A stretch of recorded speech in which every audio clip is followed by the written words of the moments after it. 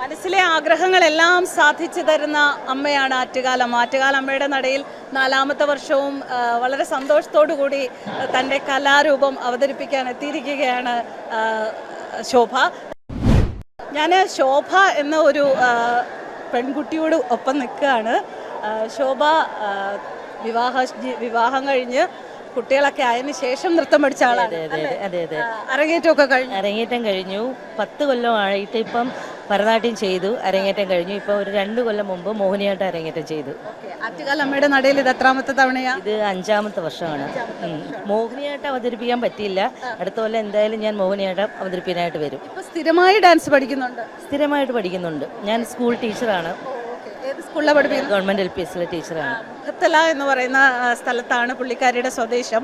മുഖത്തല എന്ന് പറയുമ്പോൾ നമുക്ക് അവിടെ ഒരു വലിയ ശ്രീകൃഷ്ണ ക്ഷേത്രമുണ്ട്, ഒരു മുരാരി ക്ഷേത്രമുണ്ട്, അതൊരു ഗുരുവായൂർ, സെക്കൻഡ് ഗുരുവായൂർ എന്നൊക്കെയാണ്. അപ്പോൾ മുഖത്തലയുടെ നാട്ടിൽ നിന്നാണ് ആറ്റുകാലമ്മയുടെ മണ്ണിലേക്ക് നൃത്തം അവതരിപ്പിക്കാൻ വരുന്നത്. വീട്ടിലെ സപ്പോർട്ട് എങ്ങനെയാ? വീട്ടിൽ ഹസ്ബൻഡും നല്ല സപ്പോർട്ടാണ്. പിന്നെ എൻ്റെ അമ്മ ഒത്തിരി സപ്പോർട്ടാണ്. അതെ. പിന്നെ ഞാൻ മ്യൂസിക് ആയിരുന്നു മെയിനായിട്ട് പഠിച്ചത്. എങ്കിലും ഇപ്പം ഡാൻസിലോട്ടാണ് കൂടുതലും കോൺസെൻട്രേഷൻ ചെയ്യുന്നത്. പിന്നെ ഒരു പ്രായം കഴിഞ്ഞിട്ട് ഒരു ജോലിയൊക്കെ കിട്ടി അല്ലെങ്കിൽ കല്യാണമൊക്കെ കഴിഞ്ഞിട്ട് വരുന്ന സ്ത്രീകൾ ഒരുപാടുണ്ട്. ഇപ്പോൾ അവരോട് എന്താ പറയാനുള്ളത്? അത് ശരിക്കും ഈ ക്ലാസിക്കൽ കലയെന്ന് പറഞ്ഞാൽ അത് അഭ്യസിച്ച് കഴിയുമ്പോഴാണ് അത് ശരിക്കും നമുക്ക് അതിൻ്റെ ആ സന്തോഷം മനസ്സിലാക്കുന്നത്.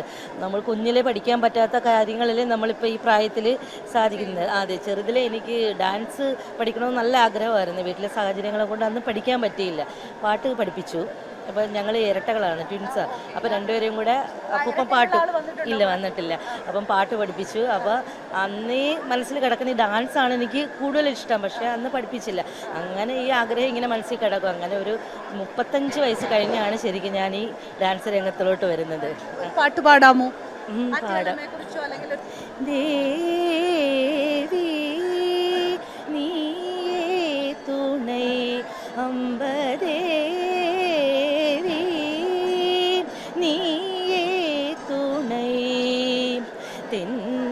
മധുரை വാൾ മീന ലോചനി ദേവി നീ തുണൈ തെൻ മധുரை വാൾ മീന ലോചനി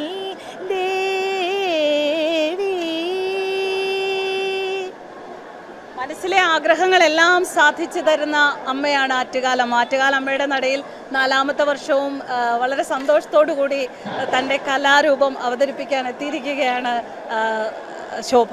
എന്തായാലും ശോഭയുടെ ജീവിതത്തിൽ, കലാജീവിതത്തിൽ ഒരുപാട് ശോഭ ഇനിയും ഉണ്ടാകട്ടെ എന്ന് ഞങ്ങൾ ആശംസിക്കുന്നു.